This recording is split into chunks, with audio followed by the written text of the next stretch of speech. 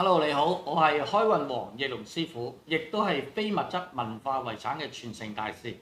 Hello，大家好，我係思曼，係奕龍老師嘅學生。係啊，今日我哋又講咩八字啊？今日老師，我有啲問題啊。係。以前初班咧，我哋咪學過十天干唔同嘅性格嘅。咁我最近咧又發現，咦，點解有陣時睇咧啲性格好似唔係好準咁樣咧？咁我攞咗出嚟俾老師你指點下。咁首先呢個同呢個人咧就係甲木人喎，但係咧我又睇唔出佢個甲木性格好明顯喎，點解咧？係喎，就搞到我唔準咯。哎呀！咁啊好神奇啊，嗬！但其實我喺我嘅嗰個免費初班嘅片裏邊咧，都教過大家10個天干嘅性格㗎啦。咁但係會唔會有人都有呢個情況出現咧？咁樣咁應該都會有㗎喎。係咪啊？係啊。其實因為嗰個只係講緊初班嘅入門，係啊，第一步。哦。咁而家呢一集咧，我就想講深入啲俾大家知道下。原來你個日主嘅性格係有時都唔係咁容易顯現出嚟嘅。哦，係啊，點解咧？係啦，嗱，好似呢個八字咁，大家去睇下啊。佢出世嘅時間咧，就係我哋講緊個年咧，年啊，就係戊午年。係。月就係啦，壬戌月，跟住日就係甲寅日，時就係壬申時啊。嗱，大家可以睇下喎，你其實睇唔睇到佢嘅特性啊？呢個八字佢我見到五行都齊晒喎，金木水火土都齊嘅。咁水木啊，木又自己一處都係木咯。哦，甲寅係嘛？係啦。甲寅木，寅又木。係。雖然佢唔係月令嗰度，但係都係都比較強啲，會唔會啊？係喎。咁呢種叫做白專日喎。係。係嘛？代表好強喎自己，因為甲係木，寅係木。咁啊，甲見寅咧，我哋喺個12長生裏邊咧，叫做係臨官。哦，臨官，哇！聽到係好嘢喎，官。好嘢啦。係嘛？係啊。做官就有錢啦。係啊，其實佢有個簡稱叫做得祿，得到福祿壽嗰個祿。哇！乜都有喎。係啊，咁如果觀眾你自己甲寅一處嘅，其實都唔會差到去邊嘅。恭喜你先。恭喜恭喜。嗱，呢個甲寅雖然話一柱木好強喎，但係實際上喺呢個八字組合咧，佢係顯現唔到木嘅特性。係咯，就係好奇怪啦！點解佢我又唔覺得佢係咁仁慈啊，或者係咁有規律咧？係啊，嗱，你大家睇下下低嘅地支有啲咩？係咪一個午戌寅啊？係喎。啊，大家都知道啦，寅、午、戌呢3個字加埋咧，合成一個咩局啊？三合火局。三合火局啊！係啦，所以咧，佢日主本身個寅木通根咗落嚟咧，都有木嘅特性。係。但係因為佢火太強啦，呢個八字，所以佢個性格咧會變成一個火嘅性格嚟嘅喎。哦，原來係咁。係啦。因為咁樣就個性格就有偏差咗啦。冇錯。哦。所以佢甲木嘅性格係有存在嘅，不過係較為隱藏咗。哦。就嗰個力量唔係咁大，唔係表現得咁多。明白。但係佢嗰個先天係有呢條數喺度。係，反而個火旺嗰個性格就好突顯啦。係啦。係咯，所以我就覺得呢個人哇又心急啦，然之後咧又暴躁啦，同埋火土都比較旺喎，可如果變咗下低變咗一個火局嘅話，就變成咗火土旺啦。係啊。突然間，所以佢個人就好固執啦。土旺就係固執嘅。哦。一個八字，所以你可以睇下自己或者屋企人啦、親人啦、子女啦，或者你識嘅男朋友、女朋友啦，你睇下佢係咪土旺？如果土旺咧就係固執嘅。咁呢個嗱，表面個土唔係好旺嘅啫喎。係咯，就表面好似好好冇嘢咁樣樣咯。但係內裏係咯，內裏嗰陣咧就係同佢講極咧都岌頭岌頭，係啊係啊係啊係，但係就做翻自己嘅嘢。係㗎，因為土都係一嚿頑石嚟㗎嘛。咁點解得一粒土喺度，好似又加埋個粟都係土？咁嗱，大家見到呢個顏色就土啦。咁點解都會係有咁嘅情況咧？咁原因咧，佢八字如果地支寅戌會個火局生個土，所以咧個土就非常之旺㗎啦。呢啲真係要睇組合啊，睇組合，唔可以就咁睇表面嗰8個字啊，係冇錯。我哋中國有句算命嘅秘訣，叫做火土同旺。火旺土自然就會旺㗎啦。係啦，呢個就我哋算命其中一種秘訣。明白。所以咧嗱，我哋點樣證明佢火旺咧？佢細個咧身體健康上邊有啲咩問題？你知唔知啊？我細個火咁旺就會容易發燒咯，係嘛？係啊。會唔會啊？會啊。容易發燒㗎，即係如果你屋企嘅小朋友個八字。喉嚨痛嗰啲咯，喉嚨痛、喉嚨發炎、炎症、扁桃腺發炎嗰啲。扁桃腺或者係生瘡。暗瘡嗰啲暗瘡。哎呀，真係慘啊！女仔最驚啊！如果你嘅屋企女女咧，佢係火旺嘅咧，你就要同佢保養下個八字啦。有時咦，佢媽咪嗰啲皮膚好靚㗎喎，點解個女女會咁樣成面都係暗瘡嘅咧？原來係受呢個影響喎，係啊，冇錯啊，其實係八字影響啊。終於知道點解啦，係啊，冇錯。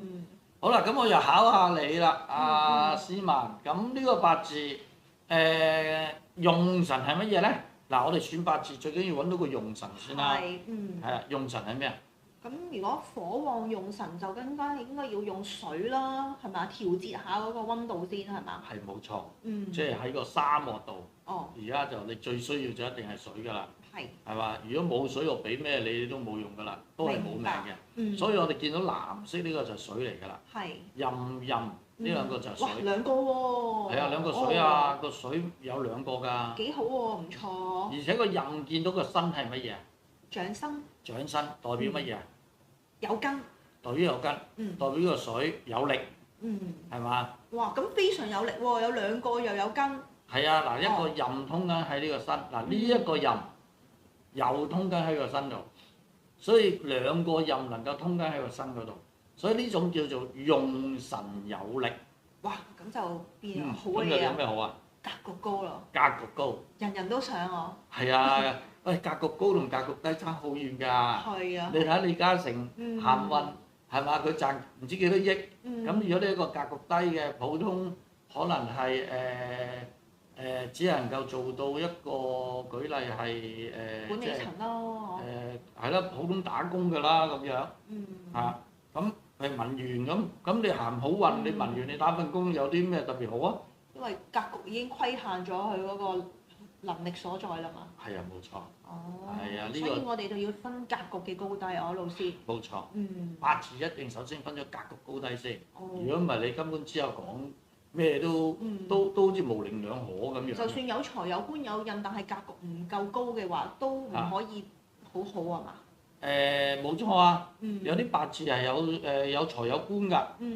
但係其實佢格局低，咁你所謂有財有官都唔會特別好得緊要㗎。所以我哋要學識分格局嘅高低，係學八字嘅另一個層次啦。係冇錯。好，咁我哋除咗講佢呢一個咧，嗱，今集我都仲想講一樣嘢嘅。你見唔見到佢甲日主？見咗個戊嘅年干啊！甲戊，我哋有個口訣嘅算命叫天咩啊？天上三奇。係乜嘢啊？甲戊庚。甲戊庚。咁而家得個甲得個戊，咁點算啊？哎呀，差一個喎。係啊，咁點算啊？有冇解救啊？大運。係啊，行運。點解啲人成日要行運就係咁解啦？係啊，所以有時有命仲要有運。原局缺嘅嘢喺運其實可以補啊嘛。冇錯。我見過有啲客咧，原局係唔係好靚嘅啫。但係佢行運一路個運都係好好運喎。咁啊真係幫到佢咯。幫到好。差好遠喎，差好遠。好似呢個咁樣甲木冇咗根，只要佢行運一見到庚金嘅大運，嗰10年咧佢都係屬於咩啊？高格變得高格局啦。變咗高格局。升呢啦。升呢。咁通常都係管人㗎啦，變成。係咪啊？係啊，因為天上3期甲木根就係屬於管人級數嘅人嚟嘅。高管我。係啊，不過佢呢命好可惜喎。嗱，我哋男命嚟嘅呢個，唔係女命嚟嘅，sorry，女命嚟嘅，陽女。嗱，點計陽女定陰女咧？因為佢出生呢個年啊。年嘅天干上邊呢個戊係陽嚟嘅。係。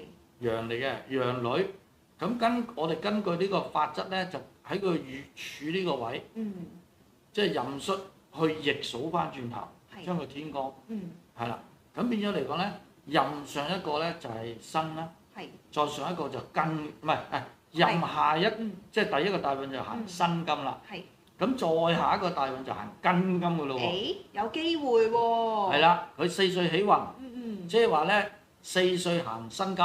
14歲行庚金，咁啊變咗甲木庚齊晒啦。係咯。14至23歲。4歲起運，真係第2個大運就係14歲咯喎。係14歲。嗰陣時啊，讀緊書喎，仲係。係啊，冇辦法10年一個大運㗎嘛。即係做下班長啊、Happy Fat 啊嗰啲咁啊，領袖生咁樣咯，冇錯，就係做咗班長啊、P Fat 啊嗰啲。係啦，嗱，你能唔能夠做到班長？好似第一日一返學啊，老師挑你做班長，你以為即係亂咁點嘅咩？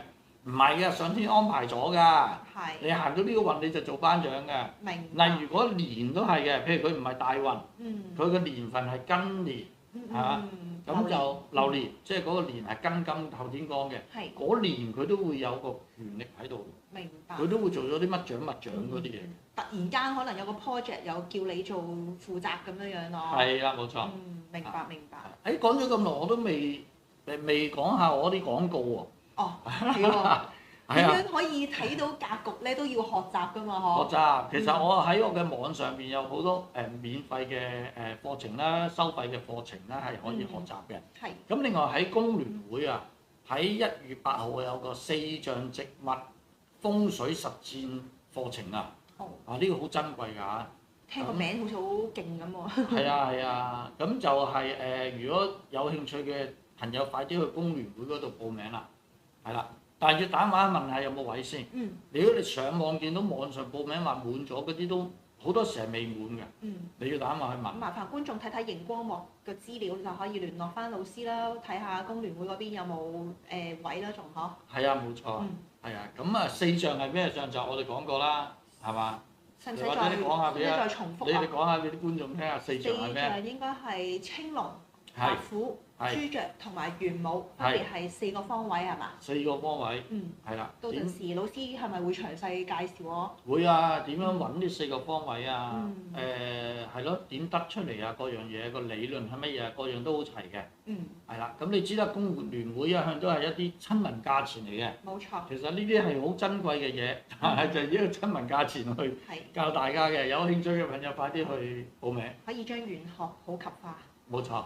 好，今集時間差唔多啦，講咗好耐啦。我哋呢個例子有好多嘢講，我哋留翻下一集再講。好。好嘛？好啦，我哋講拜拜啦。拜拜。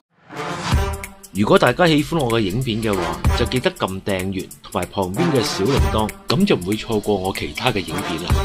當然，大家亦都可以點讚同埋分享俾你嘅朋友啦。